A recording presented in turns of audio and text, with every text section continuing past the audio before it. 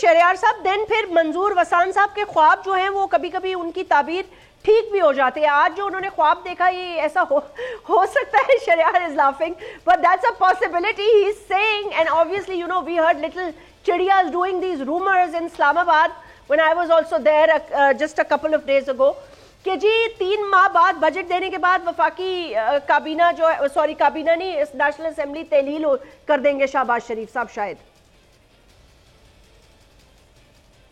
देखें, मंजूर वसान साहब हमारे सीनियर रहनुमा हैं, लेकिन उन्होंने ये बहुत पहले बात की थी कि मेरी ये प्रेडिक्शंस होती हैं, मेरे पास कोई सोर्स नहीं होता जो मुझे इन्फॉर्म करता है।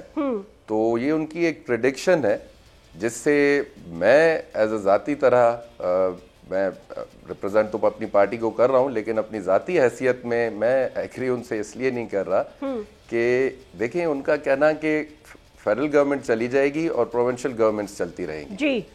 इस वक्त जो फेडरल गवर्नमेंट बनी हुई है, मेरे ख्याल से इससे बेहतर एटमॉस्फेयर बन नहीं सकता। 2 मुल्क की मेन जमातें फेडरल गवर्नमेंट का हिस्सा हैं इन अ वे। एक स्ट्रॉन्ग जमात अपोजिशन है और एक स्ट्रॉन्ग अपोजिशन है। बाकी जो इतने रेलेवेंट लोग नहीं थे, वो थोड़ी छोटी पार्टियां जो थी वो ऑलरेडी अपोजिशन में बैठी हैं, और जो मेन पार्टियां हैं वो गवर्नमेंट में हैं। तो इससे बेहतर एटमॉस्फेयर और एक गवर्नमेंट कल्चर बन नहीं सकता। ठीक, तो मैं नहीं समझता कि ये गवर्नमेंट किसी भी तरह जाएगी। अगर ये गवर्नमेंट जाती है तो व्हाट नेक्स्ट? इसके बाद आपके पास कोई और ऑप्शन नहीं है।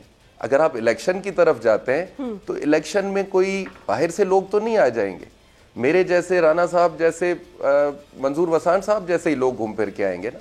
तो अगर इन्हीं लोगों को लाना है तो why waste national efforts. Subscribe करें और बेल दबाएं ताकि कोई खबर रह न जाए।